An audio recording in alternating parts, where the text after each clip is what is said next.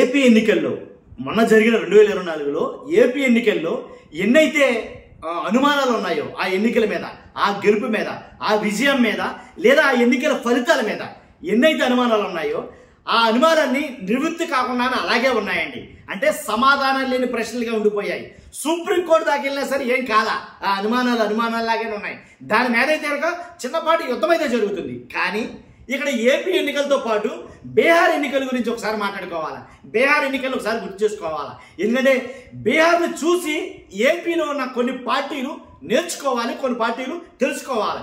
బీహార్ ఎన్నికలను చూసి బీహార్లో ఏం జరుగుతుందో ఒకసారి చెప్పిన తర్వాత ఏపీ ఎన్నికల్లో ఉన్న అనుమానాలకి నివృత్తి అయ్యేది అలాగా, ఆ అనుమానాలు అలాగా అనేది చెప్పబోతున్నాం. అందుకనే నేను తమిళ పెట్టా, ఏపీలో ఎన్నికలు రావాలి, అలాగే బీహార్లో ఎన్నికలు బహిష్కరించాలి. ఇది జరుగుతుంది. ఫస్ట్ అయితే లైక్ చేయండి, ఎందుకంటే మొత్తం యావత్ తెలుగు వాళ్ళు ప్రతి వాళ్ళకి తెలియాల్సిన వీడియో తెలుగు రాష్ట్రాలన్నింటికి చేరాలి. తెలుగువాడు అన్నవాడు ప్రతి ఒక్కరికి చేరాలి. కాబట్టి మీ బాధ్యతగా లైక్ చేయండి. లైక్ చేస్తే ఎక్కువ మందికి ఇన్ఫర్మేషన్ షేర్ అవుతుంది. అంతేకాదు కొత్తగా మన ఛానల్ చూస్తే కనుక పక్కాగా సబ్స్క్రైబ్ చేయండి.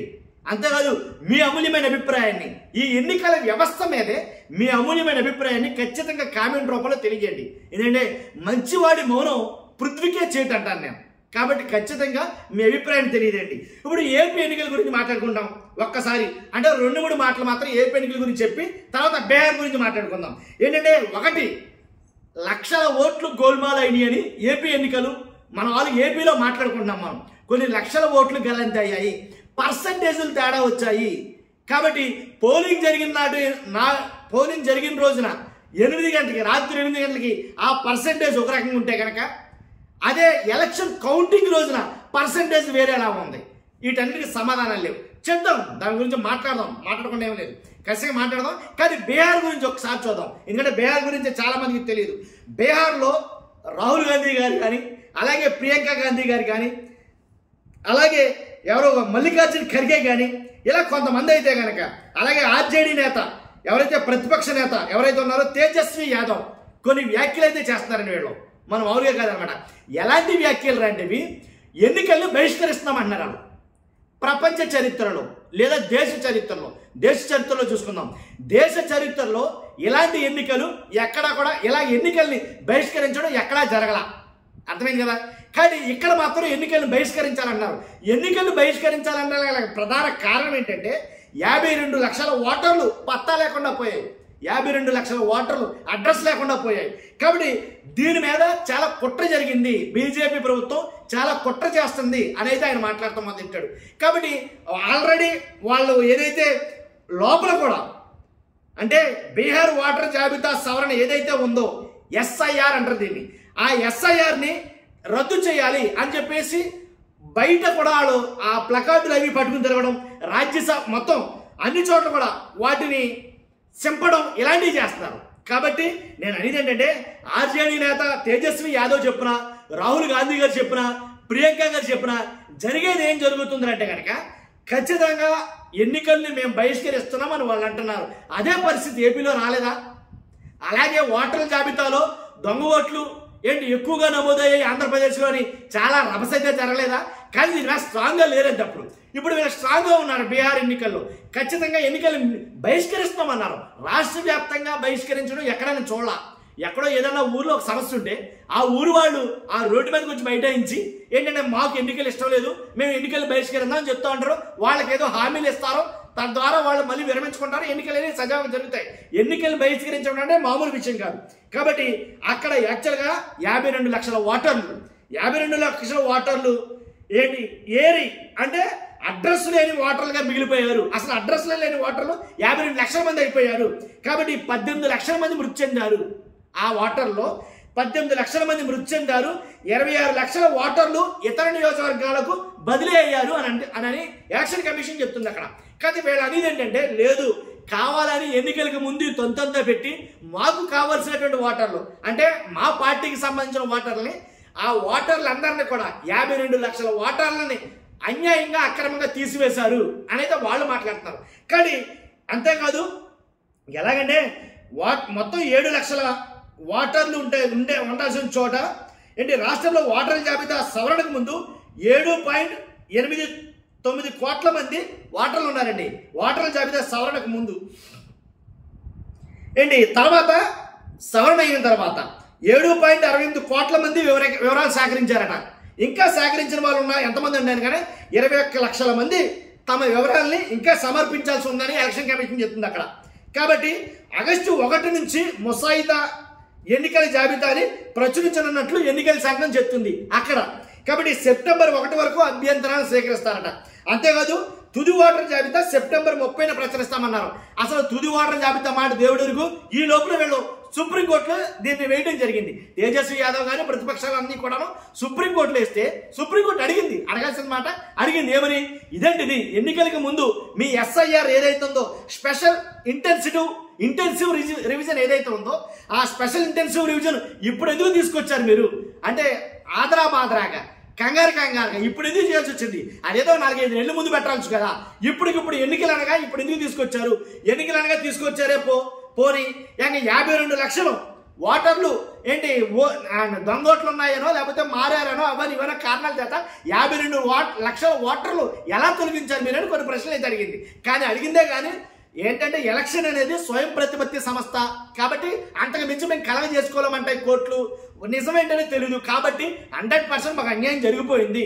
వాళ్ళు చెప్పేమాట మాకు అన్యాయం జరిగిపోయింది కాబట్టి మేము ఎన్నికలను బహిష్కరిస్తున్నాం అని కర్రాఖండిగా తగ్గేసి చెప్తున్నారు. కాబట్టి ఏం జరుగుతుందని బీహార్లో మన ఆల్కదిగా అసలు ఎలా అంటే ఒక రకంగా యుద్ధమే జరుగుతుంది. చిన్నపాటి యుద్ధం. పార్లమెంట్లో రభస జరుగుతుంది, పార్లమెంట్ వెలుపల రభస జరుగుతుంది. ఓటర్ల ముసాయిదా ఏదైతే ఓటర్ల జాబితా ఉందో ఆ ఓటర్ల జాబితా కోసం చాలా యుద్ధమే జరుగుతుంది. కానీ ఆంధ్రప్రదేశ్లో జరిగింది కూడా ఇదే. ఆల్రెడీ ఇంతకు ముందు కూడా ఆంధ్రప్రదేశ్లో ఉంది. దొంగోట్లు ఉన్నాయని అప్పట్లో ఉండే ప్రతిపక్షము ఆరోపించింది, అలాగే అధికార పక్షం ఆరోపించింది. కానీ ఎన్నికలైతే జరిపించేశారు. ఏం జరిగిందో తెలియదని జగన్మోహన్ రెడ్డి గారు ఫైనల్గా చెప్పడం జరిగింది. కానీ ఆంధ్రప్రదేశ్లో లాసిపోయింది వైఎస్ఆర్సీపీ పార్టీ అని గొగ్గోలు పెడుతున్నారు ఆల్రెడీ. కానీ ఆకులు కాలాక చేతులు పట్టుకుంటే లాభమే ఉంది. ఎన్నికలకు ముందు కదా జరగాల్సిన తంతా ఇది. ఎన్నికలు అయిపోయిన తర్వాత ఇంకా సుఖమేముంది. కాబట్టి బీహార్లో మాత్రం ఎన్నికలకు ముందే స్టార్ట్ చేశారు. ఇప్పుడు ఇలా జరుగుతుంది కాబట్టి వెంటనే పసిగట్టి దాన్ని ఆపాలి ఖచ్చితంగా అనేది వాళ్ళు మాట్లాడుతూ అయితే జరుగుతుంది అనమాట. కాబట్టి ఈ నకిలీ ఓట్లతోనా ఎవరంటే ఈయన మాట్లాడిన మాట ఏంటంటే ఈ నకిలీ ఓట్లతోనే మీరు గెలిచారా? ఎవరైతే తేజస్వి యాదవ్ ఉన్నారో ఈ నకిలీ ఓట్లతోటే ఎవరైతే సీఎం నితీష్ గారు కానీ అలాగే ప్రధానమంత్రి మోదీ గారు కానీ అంటే ఏదైతే మీరు నకిలీ ఓట్లు ఉన్నాయని అంటున్నారో ఆ నకిలీ ఓట్లతోనే మీరు గెలిచారా అని ఆయన మాట్లాడటం జరుగుతుంది. కాబట్టి ఎలాగైనా సరే చాలా గందరగోళంగా అస్తవ్యస్తంగా అయితే కనుక అది జరిగింది ఆ విధానం. కాబట్టి SIR ఏదైతే ఉందో దాన్ని మేము రద్దు చేయాలి అని వాళ్ళు కోరుతున్నారు. ఇక్కడ ఏపీలో SOP విధానం. ఏపీలో ఏం జరిగింది? SOP అనే విధానం ఆ విధానమే తప్పని చెప్పేసి గౌరవ కోర్టులు కూడా తెలిపాయి. SOP విధానం పూర్తిగా తప్పులు తరకగా జరిగింది. SOP విధానం ఆల్రెడీ మనం చూసాం. ఏదైతే ఈవీఎంలు కానీ అలాగే ఏదైతే వీవీప్యాట్లు కానీ అవి ఏవైతే ఉన్నాయో వాటి నిమిత్తం చేయాల్సినటువంటి అన్ని జరగలేదు. ఇప్పుడు వీవీప్యాట్లు ఉన్నాయి. ఫర్ ఎగ్జాంపుల్ తీసుకుందాం. వీవీప్యాట్లు అనేవి యాక్చువల్గా రూల్స్ ప్రకారంగా అయితే కనుక 45 days అయితే ఉంచాలి. దాంట్లో ఎలాంటి డౌట్ లేదు. వీవీప్యాట్లు ఉంచాల్సిన వీవీప్యాట్లను కాల్ చేశారు, డిస్మాండిల్ చేసేసారు. కాబట్టి డిస్మాండిల్ చేయమని ఎవరు చెప్పారు మీకు అసలు ఎలక్షన్ కమిషన్కి? ఇదే మాట అడిగితే కనుక ఏదో జరిగిందేదో జరిగిపోయింది, ఈసారి అలా జరగకుండా చూసుకుంటాం సారీ అని చెప్పేసింది. కనుక సారీ అంటే ఎలా జరిగిపోతుందా? ప్రభుత్వాలే మారిపోయాయి ఇక్కడ చిన్నపాటి సారీ. కాబట్టి అంటే సారీ చెప్పకపోయినా ఆ విధానంగా మాట్లాడింది. కాబట్టి సారీ చెప్పకపోయినా ఆ పద్ధతులు అయితే కనుక అవలంబించింది ఎలక్షన్ కమిషన్. ఆంధ్రప్రదేశ్లో పూర్తిగా ఎలక్షన్ కమిషన్ అయితే కనుక చాలా అనుమానాలు వదిలిపెట్టేసింది. ఇక్కడ కోర్టులకు వెళ్ళినా సరే సమాధానం చెప్పలేని పరిస్థితులు ఎలక్షన్ కమిషన్ ఉంది. దాని మీద మొట్టికలు కూడా వేసింది, చివాట్లు పెట్టింది. కాబట్టి ఇంకోటి ఏంటంటే ఆ వీవీప్యాట్లు కాల్ చేసాం, డిస్మాండిల్ చేసేసాం అన్నారే కానీ అవి భద్రంగా ఉన్నాయని మళ్ళీ ఇంకొక రకమైనటువంటి ఒక వాదన అయితే తెర మీదకి వచ్చింది. అదేంటిది? వీవీప్యాట్లు కాల్ చేశారుగా మళ్ళీ భద్రంగా ఉన్నాయన్నారు. ఏంటంటే ఒకవేళ ఉంటే కనుక ఆ రోజు కోర్టు ఏం చెప్పింది? వీవీప్యాట్లు ఉంటే కనుక వీవీప్యాట్లు లెక్కించండి. కొన్ని నియోజకవర్గాలు నమూనాగా కొన్ని నియోజకవర్గాలు తీసుకున్న నియోజకవర్గాల్లో ఆ నియోజకవర్గాల్లో వీవీప్యాట్లు లెక్కించండి. ఏ అభ్యర్థికి ఎన్నెన్ని వచ్చినాయి అనేది. ఆ వీవీప్యాట్లు లెక్కిస్తే మొత్తం తేడా పోలైన ఓట్లన్నీ వీవీప్యాట్లు ఉన్నాయి. ఇవన్నీ కూడా సరి చూసుకుంటే సరిపోతుంది కదా. అప్పుడు పర్సంటేజ్లో తేడా వచ్చిందో లేదా వీవీప్యాట్లు అన్ని కరెక్ట్గా చెప్తాయి కదా అని అంటే కనుక వీవీప్యాట్లు లేవు కాల్ చేసామని చెప్పారు. అలా మరి ఉన్నాయంటున్నారు ఇవాళ చాలా మటుకి. అలాంటి ఒక వాదన అయితే తెర మీదకి వచ్చిందిగా. కాబట్టి ఏదైనా మొత్తానికి జరగాల్సింది అయితే కనుక జరిపోయింది. ఎలాగంటే కొన్ని నియోజకవర్గాలు స్పెసిఫిక్గా ఆంధ్రప్రదేశ్లో ఏదైతే కూటమికి పట్టు లేదో, కూటమి ఓడిపోతాం మనం పక్కాగా అని అనుకున్న నియోజకవర్గాలు ఏమున్నాయో ఆ నియోజకవర్గాలు ఎక్కువగా జరిగింది ఇలాంటి అవకతవకలన్నీ అని అయితే మాట్లాడతారు. అలాంటి నియోజకవర్గాలు ఏమున్నాయి? కడప జిల్లాలో చూసుకుంటే కమలాపురం, జమ్మలమడుగు, పొద్దుటూరు, బైదుకూరు, కోడూరు, రాయచోటి, ఇలా కొన్ని నియోజకవర్గాల్లో మాత్రం అవకతవకలు జరిగాయి అని అయితే మాట్లాడటం జరిగింది. అంతేకాదు రాప్తాడు, మడకసిరి, హిందూపూర్, పెనుకొండ, పుట్టపర్తి, ధర్మవరం, ఉరవకొండ, గుంతకల్లు, తాడిపత్రి, సింగనమల, ఇలా కొన్ని నియోజకవర్గాలు. కానీ ఈ నియోజకవర్గాలు అన్నింటిలో కూడా చాలా మటుకి పర్సంటేజ్లు తేడా వచ్చాయి. పోలైన ఓట్లకి, గెలిచిన అభ్యర్థి ఓట్లకి అసలు పొంతలు లేకుండా ఉన్నాయి అక్కడ పరిస్థితులు. దీని మీద కోర్టులు కూడా వెళ్ళారు. కానీ ఏది సమాధానాలు లేవు కదా, ఆశించిన ఫలితాలు అయితే రాలా. కాబట్టి కాల్చకుండా ఉంచిన వీవీప్యాట్లు ఎందుకు లెక్కించలేదు, ఇది ప్రధానమైనటువంటి అనుమానం. తర్వాత ఎస్ఓపి స్టాండర్డ్ ఆపరేషన్ సిస్టమ్ ఏదైతే ఉందో ఇది పూర్తిగా ఫెయిల్ అయిందని చెప్పి కోర్టే మాట్లాడుతున్నాయి. ఈ స్టాండర్డ్ ఆపరేషన్ సిస్టమ్ ఏదైతే ఉందో కాబట్టి పర్సంటేజ్లు తేడా వచ్చాయి, 53 లక్షల ఓట్లు తేడా వచ్చింది. అంతేకాదు అసలు ఇన్ని తేడా జరిగినా సరే ఎందుకని ప్రధాన పార్టీలు అయినటువంటి అంటే గెలిచిన పార్టీలు ఈ పార్టీలు ఎందుకని స్పందించడం లేదు? బీజేపీ కావచ్చు, అలాగే ఆంధ్రప్రదేశ్లో చూస్తే బీజేపీ కావచ్చు, అలాగే టీడీపీ కావచ్చు, జనసేన కావచ్చు, అసలు ఎందుకని ఈ ఎన్నికల సరళి మీద, ఈ ఎస్ఓఎస్ సిస్టమ్ మీద ఎందుకని ఈ విధానాల మీద ఎందుకని స్పందించలేదు? ఇదో పెద్ద అనుమానం జనాలకి. కాబట్టి ఇలాగ 1-2 కాదు, ఇలాగ ఈ నియోజకవర్గం ఇవన్నీ చూసుకుంటే కనుక ఒకటి కాదండి, చాలా తప్పులు తక్కగా అయితే కనుక ఎలక్షన్ కమిషన్ తయారైంది. ఒకటి కాదు, అలాగే ఒరిస్సా, ఇలా కొన్ని రాష్ట్రాల్లో మాత్రం చాలా దారుణంగా జాగ్రత్తలు తీసుకోకుండా చేసిందన్న మాట వాస్తవమే. దీంట్లో ఎలాంటి ఉండదు. మీరు నేను అంటాం కాదు, కోర్టే మాట్లాడింది కూడా. కాబట్టి ఖచ్చితంగా కొన్ని విషయాల్లో అంటే ఆంధ్రప్రదేశ్లో మాత్రం అన్యాయం జరిగింది, ఫైనల్గా చెప్పాల్సింది అది.